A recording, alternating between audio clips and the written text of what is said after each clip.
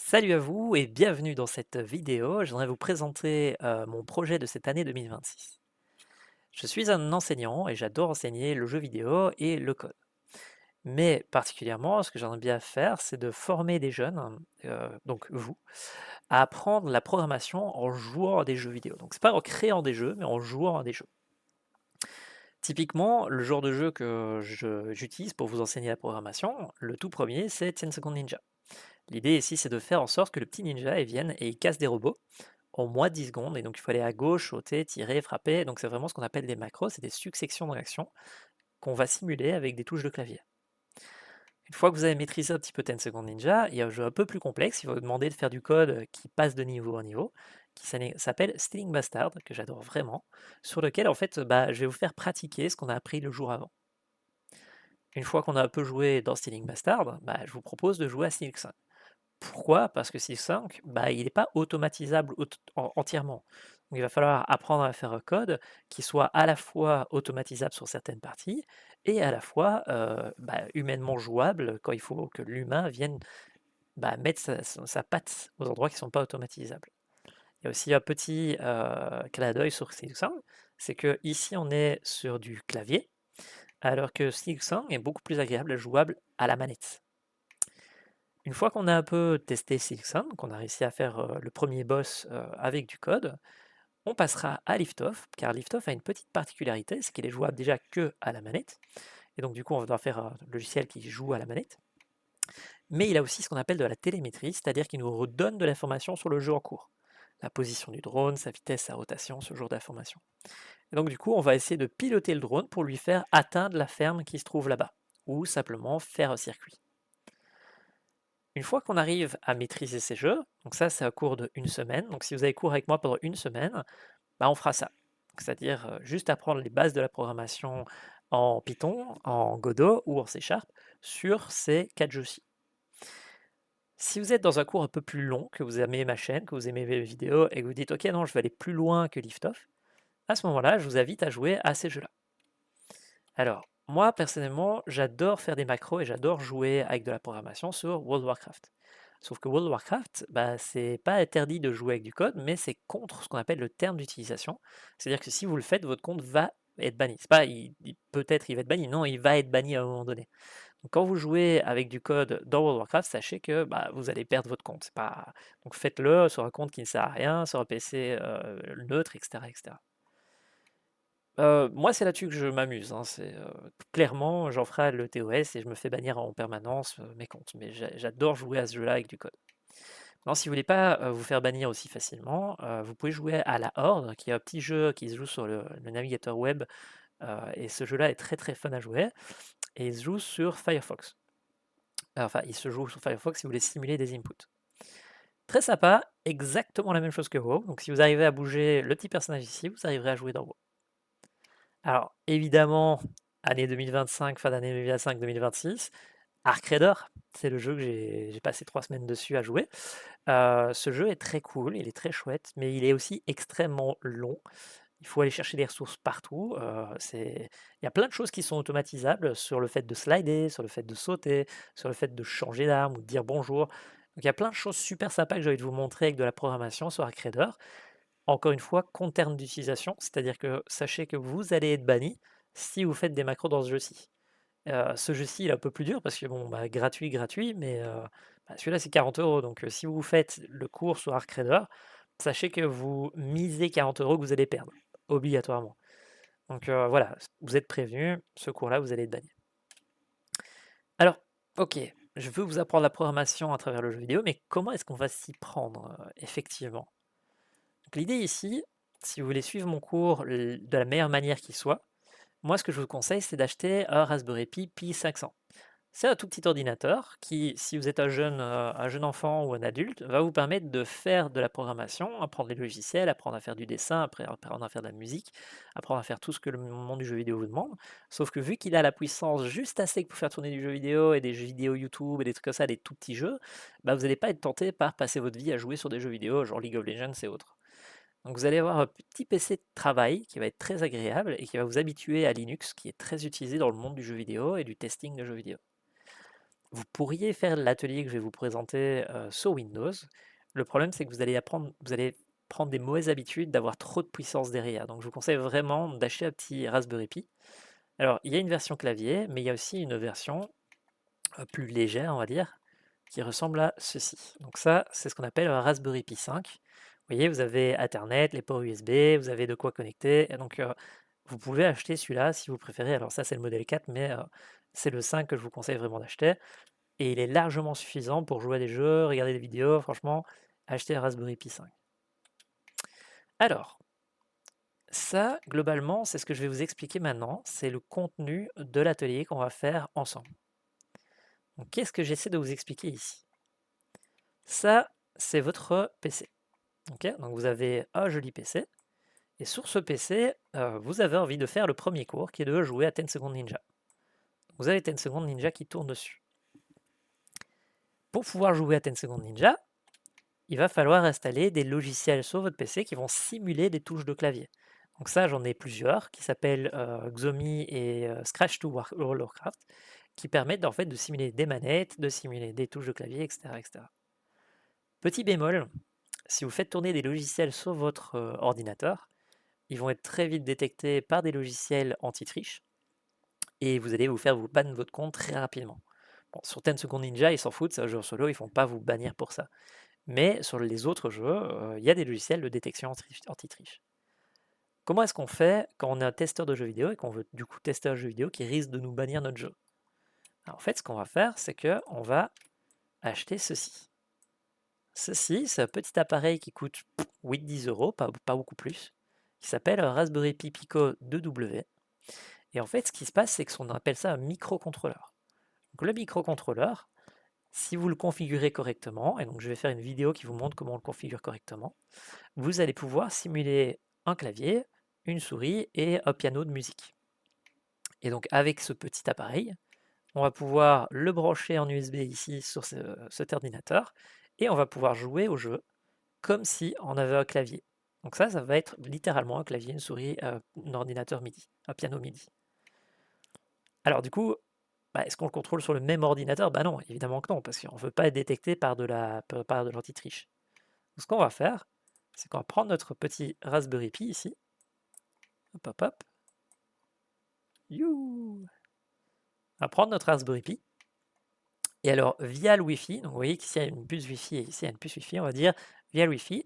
Et petit ordinateur, peux-tu pousser sur la touche flèche de droite? Et notre personnage, hop, il va aller à droite. Puis on va lui dire, hey, petit microcontrôleur, peux-tu simuler la touche X, qui veut dire balance un coup d'épée, et boum, on va tuer le robot qui se trouve là-bas. Donc ça, c'est un petit peu le principe qu'on va mettre en place. Comment est-ce qu'on fait pour pouvoir discuter entre lui et lui? En fait, on peut utiliser des différents langages de programmation. On peut utiliser C#, Godot ou Python. Ici, nous, en l'occurrence, le cours qu'on va faire, il est sur Godot. Donc, selon l'atelier où vous allez m'avoir, parce que je donne des cours dans la vraie vie, selon sorte de formation ou l'atelier, vous allez avoir soit du C#, soit du Godot, soit du Python. Ici, en l'occurrence, l'atelier de base que je vais faire ici en ligne, ce sera du Godot. Donc, ici, on a Godot qui va nous permettre de discuter avec lui via le Wi-Fi. Magnifique. Maintenant, est-ce que ça peut simuler une manette Xbox? Oui et non. En fait, ça peut simuler une manette de jeu vidéo, c'est-à-dire une manette classique, mais pas une Xbox. Ce qui veut dire que c'est pas toujours idéal de simuler une manette avec cet appareil-là. Alors comment est-ce qu'on va faire? En fait, vous avez plusieurs choix. Vous avez ce petit appareil-là. Donc, je vais le copier. Voilà. Ce petit appareil-là, c'est ce qu'on appelle un ESP32. Vous voyez qu'il a une petite puce ici, Bluetooth et Wi-Fi. Et en fait, il est extrêmement bon à faire du Bluetooth, simplement, à simuler des manettes Bluetooth. Bon, il est bon à faire aussi plein d'autres trucs électroniques, hein, genre faire des boutons, des trucs d'arcade et tout, mais c'est pas le sujet. Et alors lui, il peut simuler une manette Bluetooth Xbox qui est connectable avec votre ordinateur. Trop chouette. Donc en fait, on va faire la même étape. On va dire, hey, petit ordinateur, via le création de jeux vidéo Godot, peux-tu envoyer ici le fait que je veux pousser sur le bouton A ou la flèche de droite, Et alors lui, bah, il va recevoir par le Bluetooth, bah, va à droite, et il va aller à droite, puis on va pousser sur A, et il va tuer le robot là-bas. Magnifique. Petit bémol, si votre ordinateur il est sur Linux, et ben, la manette va pas fonctionner comme une Xbox. Et du coup, vous allez avoir des petits problèmes à pouvoir jouer à vos jeux. Ou si vous êtes sur Mac, pareil, il y a des trucs où ça va pas toujours marcher. Donc en fait, ça va marcher sur Windows, mais ça va pas marcher sur toutes les plateformes. Comment est-ce qu'on peut lutter contre ça? Et bien en fait, il y a un autre microcontrôleur qui fonctionne beaucoup mieux pour ça. Donc c'est celui-ci. Hop là. Hop hop hop. Voilà. Je vais le mettre au-dessus. Vous allez comprendre pourquoi. Donc on a ce petit appareil qu'on appelle un Arduino Leonardo. Et ce petit appareil, il a une petite puce ici qui permet de simuler des manettes, des touches de clavier. Il a tout ce qu'il faut pour qu'en USB, il fasse croire à l'ordinateur que c'est une manette ou un appareil. Parfait, c'est un truc que tout le monde achète pour pouvoir faire apprendre l'électronique, apprendre l'électricité. C'est très peu cher, c'est genre 5-6 euros max, peut-être 10, allez, on va dire. Très très facile à trouver, magnifique. Mais où est-ce qu'elle est la puce Bluetooth? Vous voyez une puce Bluetooth? Ben non, il n'y a pas de petit carré comme on peut voir sur celui-ci. Il n'y a pas le petit carré ici, ce petit carré là.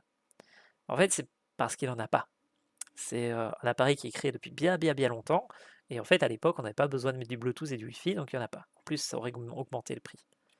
Donc ce qu'on va faire ici, c'est qu'on va dire à cet petit appareil, simule le fait d'être une manette, et je vais communiquer avec toi via ce qu'on appelle du UART. C'est une façon de transmettre des données via les petits câbles électriques ici.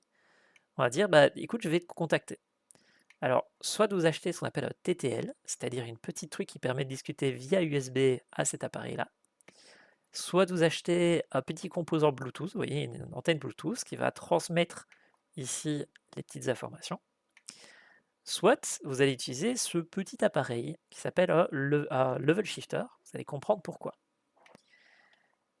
Via USB, c'est chouette, c'est rapide, mais ça demande de câbler votre ordinateur à ça. Et d'avoir du coup des logiciels qui permettent de discuter via USB à cet appareil-là. Ouais, mais nous, on est sur Godot, alors est-ce qu'on a ce type de logiciel? Oui, mais ça va être chiant pour votre projet de l'ajouter dans le projet.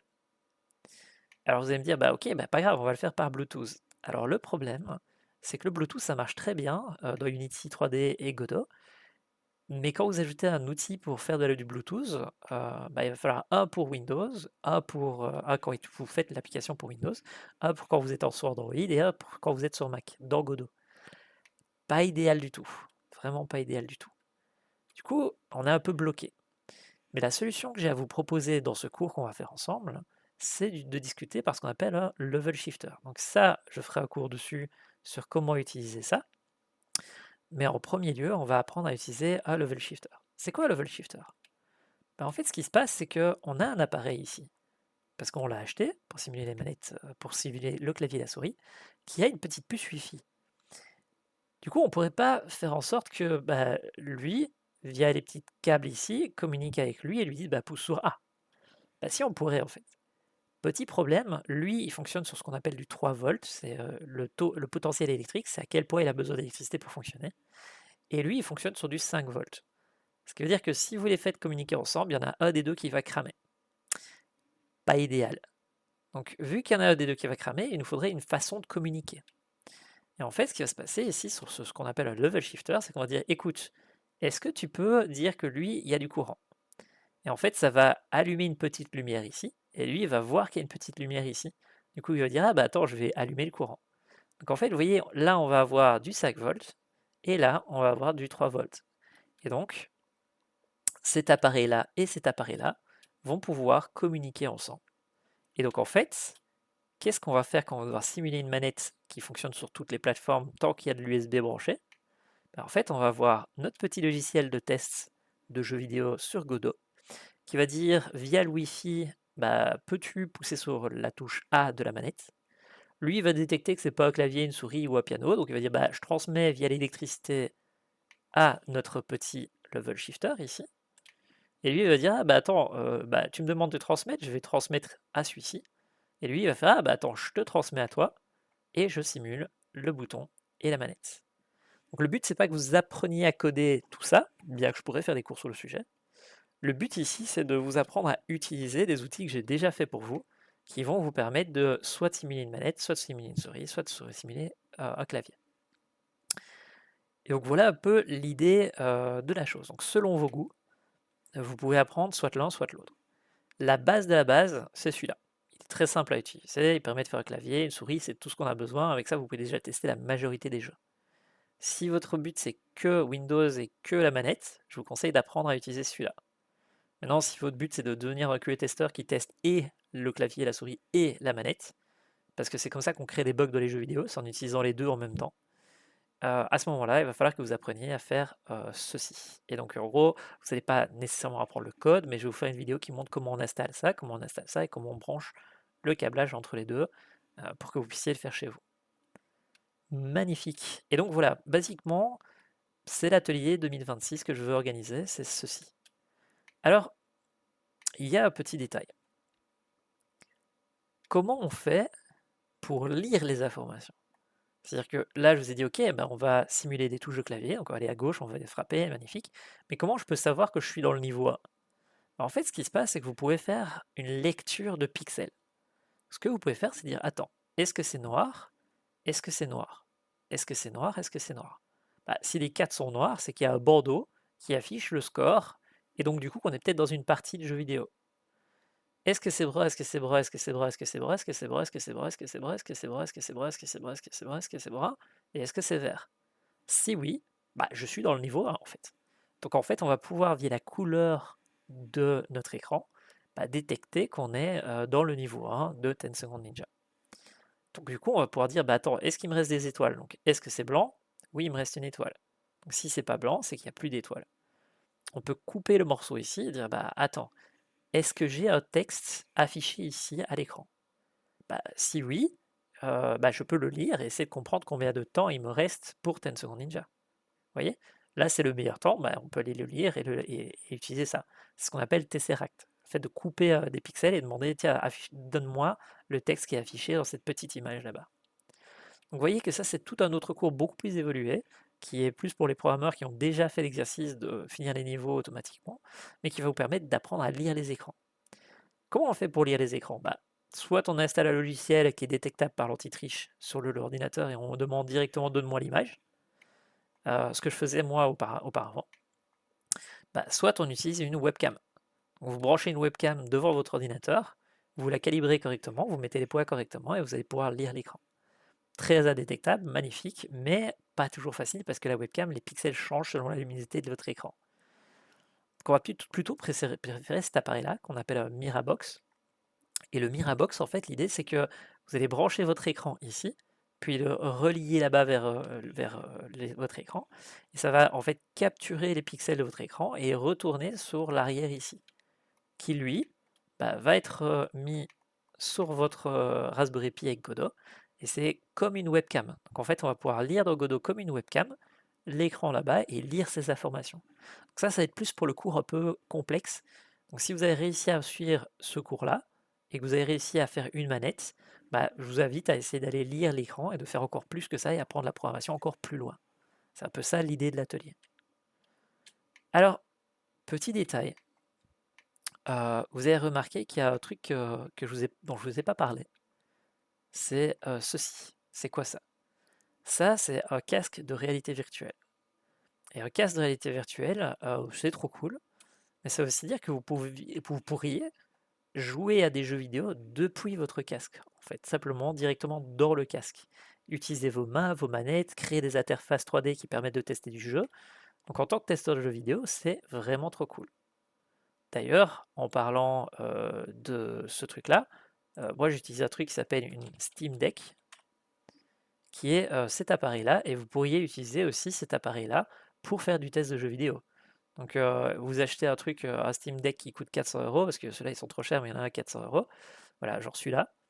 Et vous affichez toute votre console de test ici, vous utilisez les boutons pour bouger, faire des macros et des choses comme ça, et vous pourriez, grâce à ça, simplement devenir testeur de jeux vidéo. Je ne vais pas le rajouter ici pour l'instant dans la vidéo, mais je pourrais le mettre là-bas. Donc, en gros, ce que je veux dire par ici, c'est que vous pouvez tester sur Raspberry Pi, vous pouvez tester sur Windows, mais vous pouvez aussi le faire depuis un casque de réalité virtuelle. Pourquoi c'est un peu particulier? C'est parce que Godot, c'est un game engine qui vous permet de créer des jeux et des logiciels en temps réel, qui a été créé par des, je crois que c'est argentinien dans mes souvenirs, mais c'est un game engine open source qui est censé tourner sur des très petites plateformes. Parce qu'en fait, le pays là-bas est assez pauvre, donc les gens n'ont pas des gros ordinateurs, et donc l'outil est fait pour tourner sur des ordinateurs très peu puissants. Et il est aussi designé, vu qu'il tourne sur c'est un truc très peu puissant, pour tourner sur des tablettes Android, sur vos téléphones, sur des tablettes et des choses comme ça. Et en fait, les casques de réalité virtuelle que vous mettez devant vos yeux, ce ne sont rien d'autre que des téléphones avec des caméras et un ventilateur. Ce qui veut dire que vous pouvez jouer à des jeux vidéo depuis le casque, en Godot, directement. C'est-à-dire vous créez littéralement votre code dans le casque et vous jouez à des jeux vidéo via le casque. J'adore ce concept. Et donc, un de mes cours que je vais donner sur Godot, bah, les ateliers, ce sera via le casque, de jouer à des jeux via Godot, donc c'est-à-dire toucher des cubes, lancer des macros, utiliser des manettes pour bouger. Voilà, c'est basiquement on joue depuis le casque et puis pas depuis un PC. D'où l'utilisation du Wi-Fi dans mes projets pour pouvoir contrôler tout ça. Et donc voilà, basiquement, bah, c'est un peu l'idée de l'atelier. C'est de vous apprendre à devenir QA-testeur de jeux vidéo pour que vous puissiez apprendre la programmation. D'abord du GDScript, donc du Godot script sur Godot. Et puis si vous vous sentez un peu plus chaud, vous pouvez utiliser ce qu'on appelle du C#, qui est un langage de programmation beaucoup plus propre, beaucoup plus maîtrisé, mais qui ne tourne pas sur toutes les plateformes et où il faut attendre que ça compile, des choses comme ça prend un peu plus de temps, donc à vous de voir. Et alors si vous voulez, vous pouvez aussi simplement apprendre le Python, qui est le langage le plus utilisé au monde par les développeurs. L'atelier reste le même, ça reste des envois via le Wi-Fi qui vont vous permettre de contrôler tout ça. Et donc voilà, cette vidéo d'introduction, elle est là pour vous dire une chose. Début d'année 2026, je vais créer cet atelier. Donc chaque fois, petite étape par petite étape, on va aller vers ce genre d'atelier. Le tout premier atelier que je vais faire, c'est celui-ci, qui est pour février. C'est-à-dire qu'on ne va pas trop toucher à la manette, parce que c'est trop compliqué pour des enfants, parce que l'atelier va être pour des enfants. Salut à vous si vous regardez la vidéo. On va faire simplement, on aura 4 ordinateurs qui vont tourner avec 4 fois 10 secondes, 4 fois stealing, 4 fois Silixon, 4 fois lift-off. Et l'idée ici, c'est que via le Raspberry Pi et les touches de clavier, bah, on va à 8 élèves jouer à ces jeux. C'est-à-dire qu'il y aura 2 élèves sur ce Raspberry, 2 élèves sur ce Raspberry Pi, sur ce Pico, 2 élèves sur ce Pico, 2 élèves sur ce Pico, et on va apprendre à programmer sur Godot. Donc ça, c'est le tout premier atelier que je vais faire. Ensuite, ce qui va se passer, c'est que je vais créer des bouts de code qui, via Internet, va vous permettre de pouvoir faire la même chose, mais dans des tournois de programmation. C'est-à-dire que vous, depuis votre maison, vous allez avoir votre ordinateur. Attendez, je vais faire un. Youp, youp, youp, youp, youp. Donc l'idée ici, c'est que vous allez vous entraîner chez vous comme ça. Sauf que quand vous allez vouloir participer au tournoi, j'aurai hop, un ordinateur comme ça, un ordinateur là, un ordinateur là et un ordinateur là. Voilà. Donc on va voir 4 ordinateurs qui tournent avec le jeu 10 Seconds Ninja. Vous, votre PC, il sera là-bas. Il y a mon routeur Wi-Fi. Et il y a votre routeur Wi-Fi à vous. Voilà. Pour vous expliquer un petit peu l'idée. Voilà. Donc en fait, l'idée, c'est que vous allez prendre votre code, vous allez l'exécuter là-bas, et via le Wi-Fi, vous allez discuter avec un Raspberry Pi à moi. Et le Raspberry Pi va dire, ok, bah, est-ce que tu es bien telle personne? Si oui, et qu'il est bien 17h32, bah, tu peux jouer sur cet ordinateur-là.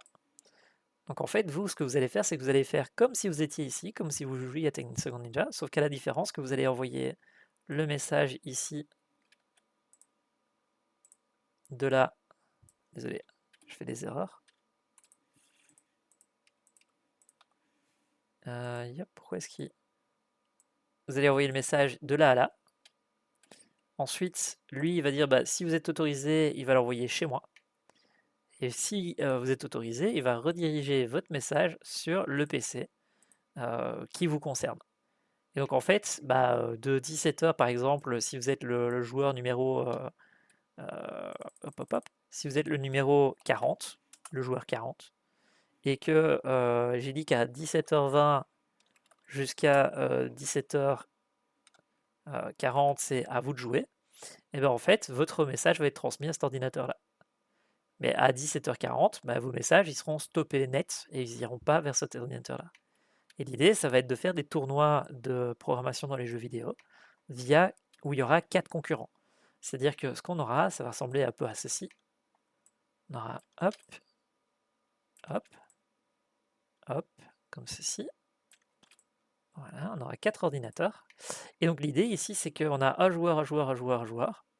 À 17 h 20, l'ordinateur s'ouvre pour votre ordinateur à vous.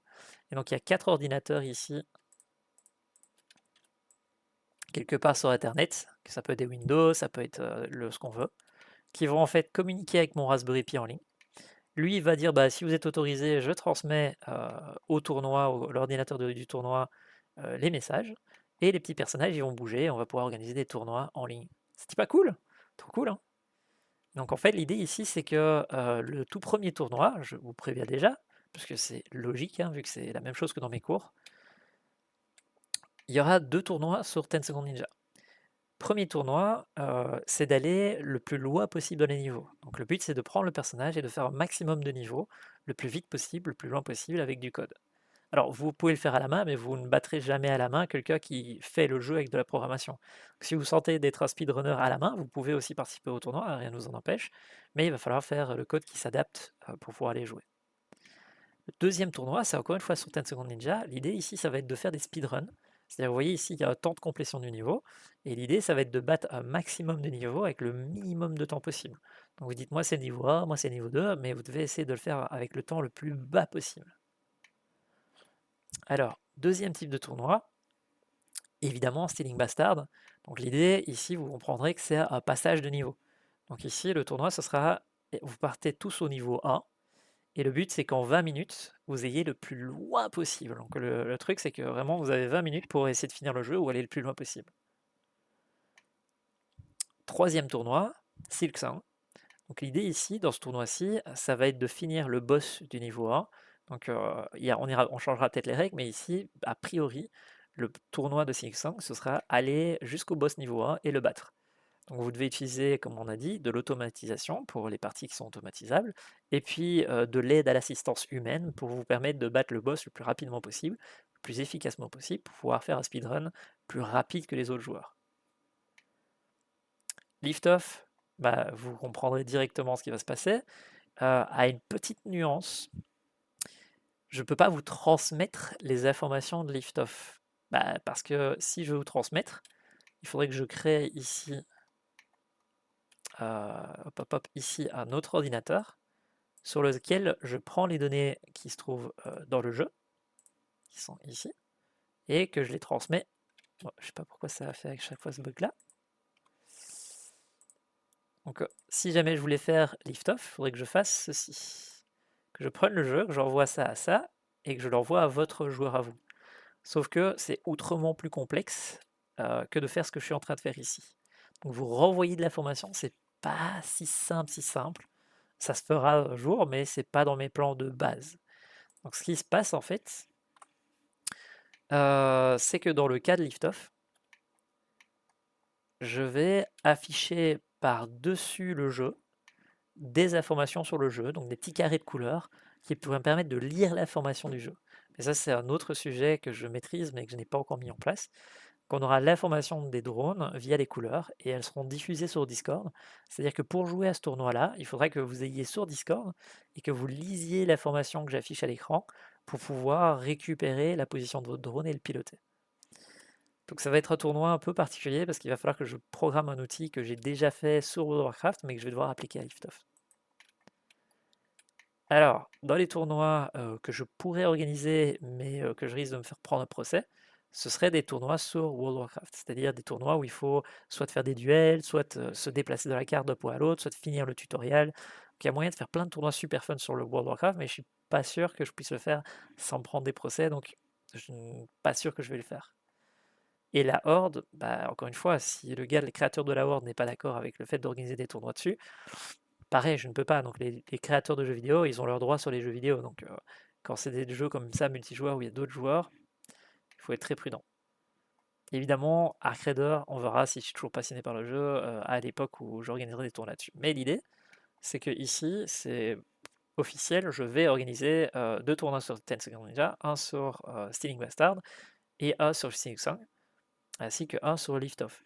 Donc en gros ici, les cours que vous allez faire sur mon channel YouTube ici, celui que vous êtes en train de regarder maintenant, Eloa Teaching, ils vont avoir lieu. Donc préparez-vous à ces tournois si vous avez envie de participer à ces tournois. Donc comment on fait pour se préparer à ces tournois? Bah en fait, on fait ceci. Si vous arrivez à faire ceci, il n'y a vraiment pas de problème parce qu'en fait, plutôt que de viser là-bas, et ben en fait, vous allez juste viser sur celui-là.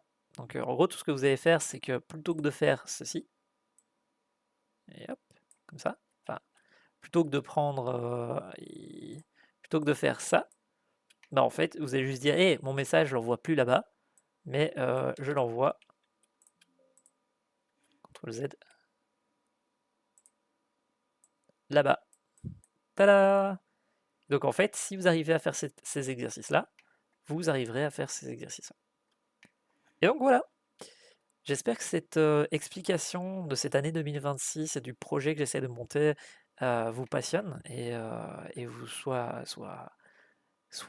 positivement agréable dans votre esprit. Vous vous dites, ah, ça va être trop cool, on va pouvoir tester des jeux, je vais pouvoir faire des macros, je vais pouvoir m'amuser comme un dingue automatiser des trucs qui sont chiants dans les jeux vidéo, corriger des problèmes de game design que les développeurs n'ont pas voulu faire. Il y a des tonnes de raisons pour lesquelles vous pourriez créer des macros. Et que vous avez, bah, quand les tournois sont là, que vous puissiez vous amuser sur le sujet.